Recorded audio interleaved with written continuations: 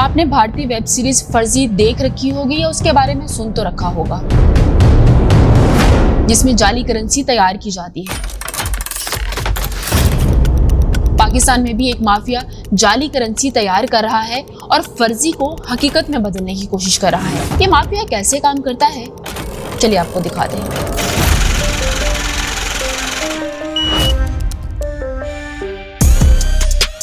पाकिस्तान में जाली करेंसी का ये माफिया कैसे काम करता है, इसके लिए किया हमने एक स्टिंग ऑपरेशन। फेसबुक पर पाकिस्तानी फेक करेंसी लिखकर सर्च किया तो ये क्या, यहाँ तो जाली करेंसी बेचने वाले एक दो नहीं बल्कि दर्जनों निकल आए।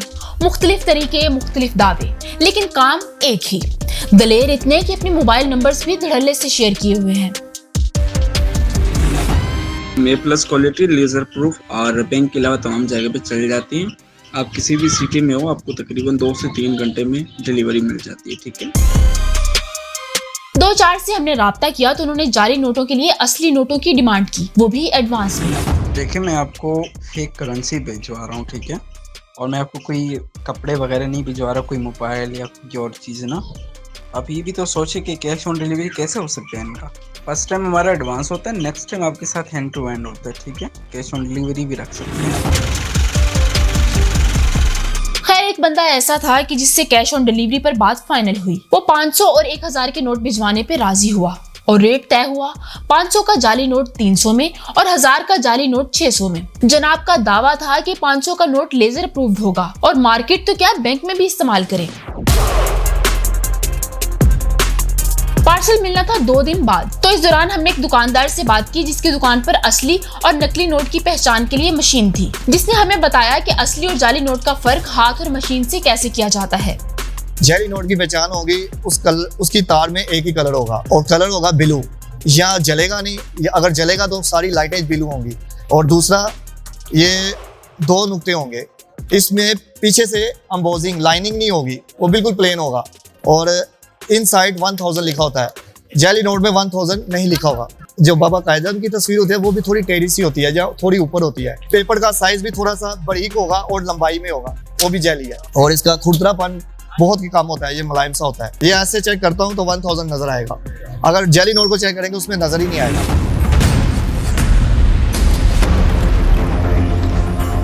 बिलाखिर वो दिन आ ही गया, जाली करेंसी का पार्सल मिल गया। अब इसको खोलते हैं, देखते हैं इसमें क्या निकलता है।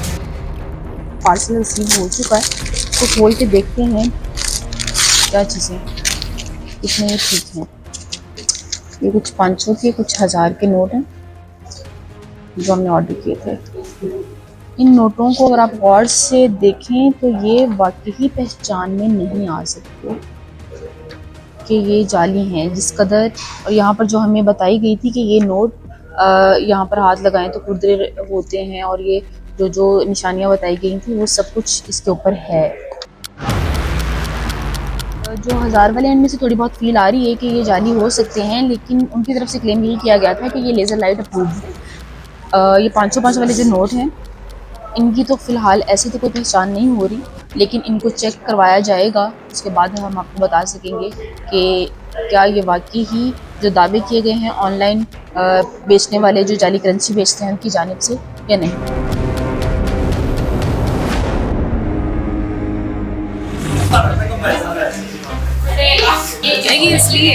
ये तो बैंक में भी चल जाएगा।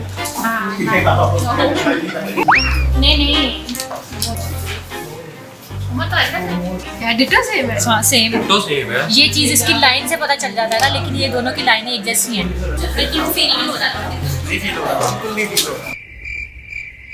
500 का नोट है आपके पास?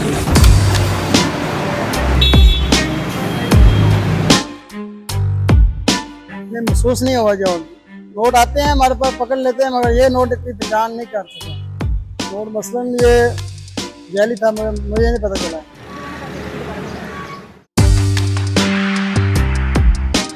अब हम पहुंचे उस दुकान पे ये नोट चेक करवाने के लिए और इम्तिहान लिया लेजर लाइट मशीन का। लेकिन ये क्या, ये ओरिजिनल है। मशीन ने इस जाली नोट को भी पास कर दिया। ओके, ये भी ओरिजिनल है। हाँ जी, ये 500 वाले नोट ओरिजिनल हैं, ये तीनों नोट हैं 1000 वाले, ये तीनों फेक हैं। मैं आपको तो चीज़ बताऊं, जी बोले। ये भी जाली है। जो दुकानदार कल तक असली नोटों की पहचान के तरीके बता रहा था, अब खुद कंफ्यूज हो चुका था। नहीं, ये जेली नहीं है। कैसे पता चला? ये जाली है। जेली नहीं है, ओरिजिनल है। ये जाली नोट है। ये फेक नोट है। नो उसकी निशानियां तो सारी पूरी है। जाली धंधे करने वालों के दावे तो वाकई ही सच साबित हुए। हमने असली और जाली नोटों की पहचान के लिए इन्हें 1 घंटा पानी में भिगोया, लेकिन नतीजा फिर वही। आधा घंटा हो गया तकरीबन पानी में इनको डिप किए हुए, तो देखते हैं कि क्या ये नोट सैंडविच पेपर होगा। अगर तो जाली करेंसी होगी तो ये सैंडविच पेपर होगा, तो क्या ये अलहदा होंगे? लेकिन ये सिंगल पेपर ही है। आधा घंटा पानी में डिप करने के बावजूद ये 500 का जो नोट था, जिसको हमने मुख्तलिफ जगहों पे चेक भी करवाया, ऐसी कोई निशानी मिली नहीं जाली करेंसी की जो बताई गई थी बैंक वालों की जानिब से। उनका कहना था कि अगर ये पानी में डिप करने के बाद सैंडविच की तरह 2 पेपर अलग अलग हो गए तो ये जाली करेंसी होगी, लेकिन ऐसा कुछ हुआ नहीं। 1000 के नोट की उस ऑनलाइन डीलर ने हमें ये बताया था कि ये B+ कॉपी है, B कॉपी होगी, और जो A+ कॉपी है वो 500 वाली है। 500 वाला जो नोट है उसको रब करने से भी कोई पेपर ऊपर से उतर नहीं रहा, लेकिन जो 1000 वाला है वो चूंकि उसने कहा था कि हल्की कॉपी है, तो ये आप देख सकते हैं कि इसके ऊपर से कागज उतर रहा है। और ये 1000 वाला जो नोट था, ये लेजर लाइट भी अप्रूव नहीं हुआ था, लेजर लाइट पास नहीं की थी इसने। अब सवाल ये है कि जाली करेंसी के इस ऑनलाइन कारोबार पर कोई एक्शन भी लिया जा रहा है कि नहीं। जवाब सीधा सा है, अगर एक्शन होता तो ये इतना बेखौफ होकर काम कैसे करते। मेरा नाम यासिर रमजान है और मैं सब इंस्पेक्टर हूँ। इन्वेस्टिगेशन, साइबर क्राइम इन्वेस्टिगेशन करते हैं हम। कोई भी ऐसा ऑफेंस जिसमें digital media, internet, YouTube, social media accounts इस्तेमाल होते हैं, उसमें जो है ना साइबर क्राइम एक्टिव होता है। और हमारे पास काफ़ी कंप्लेंट्स आई हैं इस चीज़ की। उसके ऊपर होता यह है कि हम उस जो भी फेसबुक अकाउंट होता है उसकी इन्फॉर्मेशन कलेक्ट करते हैं। कलेक्ट करने के बाद मुलज़म को ट्रेस करके उसे अरेस्ट करते हैं। अरेस्ट करके उसके जो भी फेक करेंसी, वो डॉलर्स है, वो चाहे किसी भी मुल्क की करेंसी है, उसको रिकवर करते हैं। रिकवर करने के बाद जो है ना उसके ऑफेंसेस जो है ना, जो हमारा पीका एक्ट है ना 2016 का, prevention of electronics crime act, उसमें सेक्शन 13 और 14 के तहत हम उसको प्रेफर देते हैं।